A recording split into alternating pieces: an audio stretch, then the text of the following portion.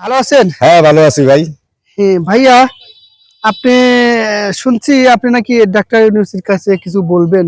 বলতে তো চাইছিলাম, হ্যাঁ, আপনাদেরকে পাইতেছি না। এখন আমি তো এখানে থেকে আর বললে হইব না। জি, জি, আমার তো একটা ইয়া লাগবো, জি, জি, মানে নেটওয়ার্ক লাগবো। হ্যাঁ, নেটওয়ার্ক আমরা আচ্ছা, ইনশাআল্লাহ চলে এসেছি। ডক্টর ইউনূস স্যারের কাছে আমার আবেদন, ওবায়দুল সাহেবরে তো সবাই কাকাডায়, আমি দেই ভাই। ওবায়দুল ভাইকে বাংলাদেশের ৬৬টা ডিস্ট্রিক্টে হেলিকপ্টারের পিছনে বাইন্দা ঘুরে দেখানোর দরকার। উনি যে কত দেশপ্রেমিক ছিল, আর কথা যে কিভাবে বাঙ্গায় যে বলতো, ওখান উনি কোথায় আছে আইনা ৬৬টা ডিস্ট্রিক্টের মাঝে হেলিকপ্টারের পিছনে বাইন্দা ঘুরে আবার বঙ্গোপসাগর রশি কাটিয়া ছেড়ে দেবো। কেন কেন আপনি ওবায়দুল কাদের পরে এত খেপা কেন? খেফা কেন?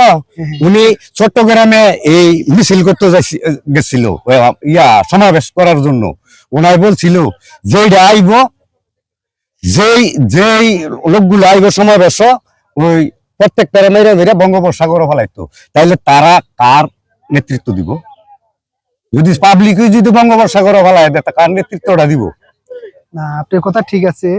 আপনি ওবায়দুল কাদেরকে সবাই কাকু ডাকে, কাকু না কি বলে? কাকু ডাকে, আমি ভাই রাখলাম। তো আপনি ভাই ডাকলেন না? বদলায় রাখলাম আর কি। আচ্ছা, আপনার নাম কি? আমার নাম হইলো ভাই কসুমুদ্দি।